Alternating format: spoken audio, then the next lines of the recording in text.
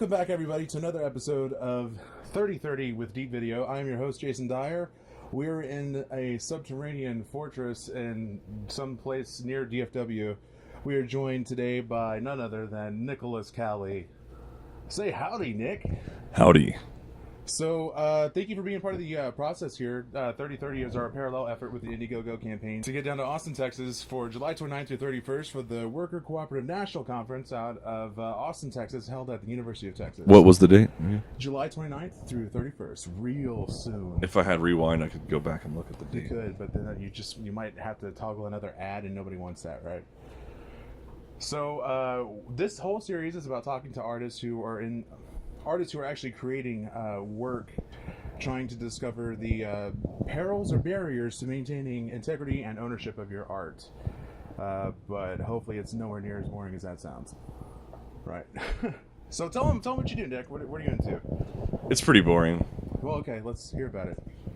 I sit behind a computer and I wiggle my finger back and forth a lot. Lots of fingering. Do like this. And then when I'm done, it looks really cool and sounds good. Your fingers sound cool? No, just what I've made. It's called exporting. Oh, okay, yeah. Each program has its own hotkey, but mine's probably like Control M. So you're a video guy? You're a Do music video, guy? do audio. If you can put it on a piece of paper or put it onto a screen, I can probably make it. Right on. If I can, I know somebody that can. Right on. So, let's see. I'm here talking to you today because I met you a while ago, over a year ago, I think, when we were doing that comic book show thing over there, and I had a fair use video. You guys came on and we talked about exactly what you're doing with all that stuff, and then I got to do some fun shit over at Come in Your Costume. So tell me a little bit about that and how that's coming along for this year. It's coming along. We haven't announced the full lineup yet, but we'll soon. It's October 28th at the Green Elephant, comeinyourcostume.com. Talk to us about that. What's the obsession with the costumes? Well, that's the most effective use of advertising with the Observer you can get. You go get a stack of them, cut them up, and then make a paper mache mask and tell people about your stuff. I find that was a little more cost effective than running ads for a month. Sure. Let's talk about that. That sounded harsh. In that regard, as you've been developing your craft, right, what have you found to be the best thing for you as far as advertisement goes? Nothing at all? Yeah, I mean, it's really, there's so much stuff out there that you can just throw money at things and see little to no result from it. You know? Sure. We paid pretty hefty sum to run a full month ad in the Observer and like had their web page splash with our stuff and right.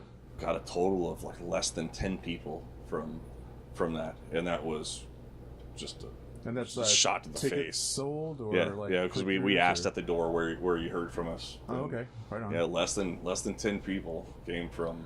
I mean, it could be like a coolness issue, and nobody wants to be that guy. Yeah, I heard about it from the Dallas Observer. That's how I got clued in on my cool spots. Like rule number one in advertising: if you don't see a result from what you paid for, don't ever do it again. Yeah. So right. So, what are your alternatives, or what are you going to try and do for? Really, the best result we had, the most positive feedback we had, was standing on a corner with a mask on our head, yelling at people. And didn't you take to the streets in stilts once? Is that a thing? That wasn't me. That was the other guy. I don't need stilts. No, what are you, like 6'5"? I'm 5'18". 5'18". Yes, indeed. Okay, so talk to me about how things are going. What your next steps are with your main project, your side project, all the projects. Well, I just had a kid. Thank you. Sure. Thank you. He's my main project for right now. But aside from that, got a couple songs that we're working on. Some new material. Yeah, we're trying to whittle into perfection. Right on. And our goal is to release it all. The Halloween show. Oh, right. Cool. Got 116 days from today, so it's the countdown is on. Yeah. But, it's coming along. Well, let me ask you. That's going to be awesome, by the way. I'm looking forward to that event and hearing some new stuff coming out of you guys. In that regard, leading up to this point of your next album coming out, can you think of anything that you would warn the next set of musicians coming in, getting started with the action of recording? Any kind of horror stories, or hey, watch out for this, or? Yeah, I mean, I would say attempt everything yourself before paying somebody else to do it. You know, that way you get all your stumbles and all your little flubs out of the way, you know what you're going to do before you step in and are having somebody on the clock to time your stuff. I mean, I guess the other side of that is you know what it actually takes to do it. You So do, you can't get and underbid or overbid. Stubbing your toe is like the only way to learn. If you don't come to a dead end, then you're not doing it right. You need to figure out how everything sits together.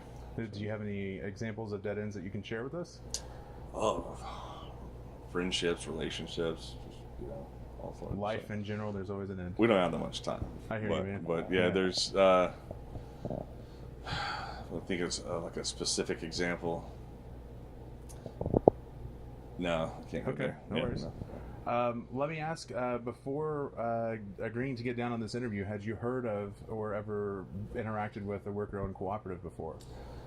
I ate at the Wheatsville Co-op in Austin. It was really good. They had some chili. It was like a 5-bean chili. It was all, no meat. It was actually... Yeah, Austin has a pretty good little collective of co-ops down there. There's a couple of brew pubs and apparently a salad bar. Yeah. I did work for a COG, like a Council of Governments, which is somewhat like a co-op, but it's not an independent entity. It was a government-based organization. But never have I done work with a co-op. Done work with lots of different organizations, but not with it. Isn't it like more than 2 people? It's like got to be 3 or more people. You got to have at least. I think in the state of Texas, you have to have at least 3. Other states require you to have at least 5. But there is like a minimum number of people who can incorporate and then become known as a cooperative. Gotta love Texas. Yeah, I don't know. I actually. You don't say that. 3 versus 5. Gotta love Texas. Gotta love it. You Texas. must do that. Okay, I'm in your house. You're right. Love it. All the way. In general, the business model, 1 worker, 1 share, 1 vote, democratically owned and all that stuff, does that sound to you to be something that is just a hippie dream, or do you think it's possible? Okay, so I've had lots of experience working with other people, and to this date I am a sole proprietor. I've done some partnerships, done some things that just didn't work out. You have hopes and dreams, and you think that, hey, everyone's gonna put their share in, they're gonna do this, but when it comes down to it, at the end of the day, like, you better have a strong mission. You better know what you're doing, because people tend to veer from what the concept of the business is. They want to do all these things because they think it's going to gain exposure and get all this stuff done, but have a solidified vision and make sure every person knows their part. Right. If there's duplicity, if people do the same thing, or if people don't fill in the gaps, then you got issues. So I've been an artist for a while, and I've always heard bands and other artists say we should get everything together, we should do this to make a better organization, to make it happen, to make to make a better thing for everyone. And it all sounds great, but when it comes down to it, you got to put your feet to the pavement. If no one's putting their feet to the pavement, then it's just all talk until there is a refinement of work, and you produce something and show it to people. Have you ever glimpsed that happening in another music scene by chance, or like have you seen an organization you're like they're almost doing it right? I've seen definitely organizations that do it right. I've got one of my main clients, won't mention the name, but their employees are happy. Like you walk into a place and it's vibrant. You can see it in the faces of the people. They're like, I love my job, love what I do. I'm gonna be here tomorrow. I'm not gonna call in sick. Not gonna make an excuse for why I can't do something. I'm doing this because I love it. Right. In terms of organization, I've seen Deep Ellum rise and fall 3 times. Sure. I've seen some really good. Over what time frame would that be? Starting about like 94 is when I started hanging out down there. Okay. And then, there were bumps and stuff up and down there, but then about 2002, 2003, there was right back up there. It got the crest of the wave came up, and then it just capsized and left all these boats turned upside down. What's that? In your opinion, how did it crash, or how did it come down? Oh, at that time, it was just there was a really weird real estate thing happening in Deep Ellum. There were a whole bunch of dance clubs. It got kind of a little bit scary for a little while, and it turned some businesses, and then the scene changed. There was just a whole whole kind of shift. Music went from rockin' to like, sounds like everybody's on Xanax and Quaaludes now. It's just horrible. So, where are we in your assessment now in 2016, July of 2016? What do you think of the scene? It's 2016. Yeah. Welcome to this year. I'm late. I'm gonna go.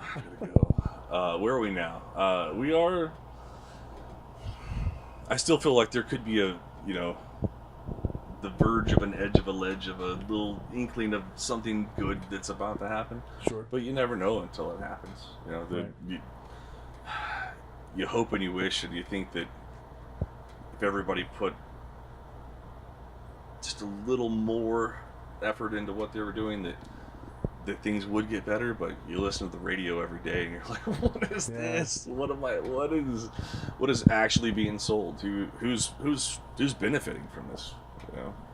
I have another couple questions for you, and then I'm gonna let Paul do what I call the mind breaker questions, the WTF level questions, and hopefully you'll have a lot of fun with. So, it's you have a unique perspective when it comes to video and its integration with your project of music, right? And I know you'll probably be biased as far as the following question, which is how integral is video to the promotion of music nowadays? Oh yeah, if you don't have a visual platform, then what are you doing? Like, why? Sure. Why are you even doing it? Right, Paco? So visual platform, you mean like YouTube, like Snapchat, Instagram? Do you think there's a limitation to where you put it? Well, I mean, you definitely want to stay off Tinder, probably. Yeah, okay. I see that. Well, that's your thing. I don't know. I mean, I actually thought about promoting my band on Craigslist once. Yeah? Like saying that I was available for massages, and then when they showed up, I just gave them a CD, and they'd be a little pissed off, but they'd get to hear a good band. Got to get those customers, right? 100 loyal fans. One at a time. Right. The shows are a little creepy. The guys in the back, it's not a lot of conversation. A whole different scene. All right, I forgot what the other one was. I'm just going to pass this mic off to Paul. What was the question? I kind of diverted. No, we were talking about video, like how important. Oh yeah, video it is. I mean, it's essential. If you. Well, I mean, so for those that don't know or haven't seen the videos yet, or you're just now getting a chance to look at Fair Use Video, you guys put together, or you have an album that is structured to tell the process of telling a story, and in so doing, it mashes up a bunch of other stories to help you tell each of these steps of telling the story. It's roundabout way of putting it. Yeah. It's kind of awkward. Yeah, it makes sense if you look at it, right? Like if you heard all those words I just said, and now you watch it. What we did is we came up with an outline for a project, and we used familiar visual elements to help guide the process along. So when I said the word "but," we show a butt. It's not that literal, but that's essentially what we're thinking. And I think that as time progresses, you're going to see more and more of these bands that are not just bands. They're going to be a whole multimedia experience that's like going an entire production suite. Yeah, that will be a movie that you go watch. Like Yellow Submarine, man, like the Beatles were doing in the late 60s, early 70s. Who's the Beatles? Those one guys that you have on, you know who the hell they are. Oh, You've got like the biggest fucking poster I've ever seen. Walking into this guy's house, it's like, oh, wow, let me stop and take this in for a moment. What is that, like a tour poster? I'll show you some other stuff. Okay, right on. I might have some vinyl for you if you're that much of a fan. Yeah. All right, so Paul, come do this thing where you blow up the mic, sir. Hey, what's going on? Hey, Paul, how are you? Doing well. As I kick our camera. So first of all, I have a question regarding, since you are sort of a multifaceted creator, $100 or less purchase. Has there been anything that has just like kicked everything up to the next level for less than $100? Other than beer. Less than $100. I'm looking around the room trying to physical, tangible item. Maybe not. I think it doesn't have to be visible. It could be like an advertisement you paid for. Like this is for $99 and it's normally like $250 or something like that. This is from the Waves plugin guys. They had a sale on the Chris Lord Algae set of plugins. It's phenomenal. I mean, for guitar, bass, effects, vocals, everything you could possibly think of. It's got compression and distortion and reverb that is just unreal. Okay, that, and then there's this other one, Serum. It's a synthesizer plugin. Yeah. I think it was $100, and that is just, it blows my mind. It's awesome. Amazing for $100. Because if you look at like Nexus, which is a really nice plugin, $6,000 for a set of plugins, so just for synthesizers. They sound great, but you can make it with all these other plugins. So right, Serum just blows Serum away. is fantastic. It's good. Yeah. All right, good to know. Good to know. So the other thing, when you hear the word successful, who's the first person to come to your mind? Bill Gates and Steve Jobs. Yeah. Think they just took over the world with computers. Well, they were at the right place, right time. They marketed it, and they've reaped the benefits. Or one of them. Sorry. That's Anyway, that's fantastic. Yeah, they were doing well. Got you. All right. Last question for you: if you could put a billboard up anywhere in the world, what would it say, and where would it be? Be in Austin, Texas, right next to a David Comey billboard, and I'd be like, "I'm Nicholas Cowley. I rock more." Nice. Okay. All right. Well, thank you for your time. David Comey's he rocks though, but Sure. I mean, I'd be right behind his billboard. It would just be like him, this guy. I'm better. Gotcha. All right. Well, I'll pass the mic back to Jason. You got to see this billboard. Well, I'll go ahead and wind it down here for this installment of the 3030. Do you have anything you'd like to plug? Where do you want to send people? Websites, YouTube channels, etc. fuvideo.com, comeinyourcostume.com, keepdallasdouche.com. Those three are going to get you pretty much everywhere you need to go for our stuff. We'll show you what's happening after that. And October 28th at the Green Elephant. It's a Friday this year. Nice. We did Saturday last year, but Friday, October 28th, doors at 8. Some pretty cool acts are going to be happening out there, people. These guys are going to be there. Bring your costumes. All right. Thanks, everybody, for tuning in for another installment of 30 Videos in 30 Days. I have been your host, Jason Dyer. We have also been Deep Video, recording live from a subterranean bunker somewhere near DFW. If you'd like to tune in and give us some feedback on how the shows are going, please feel free to get us at deepvideobooking@gmail.com. If you'd like to follow us on Twitter or tell us where we should be taking our cameras on the weekend, on Twitter at Deep Video. We can be found on Instagram at DeepVid, and pretty much anywhere else that you might want to search for Deep Video Live.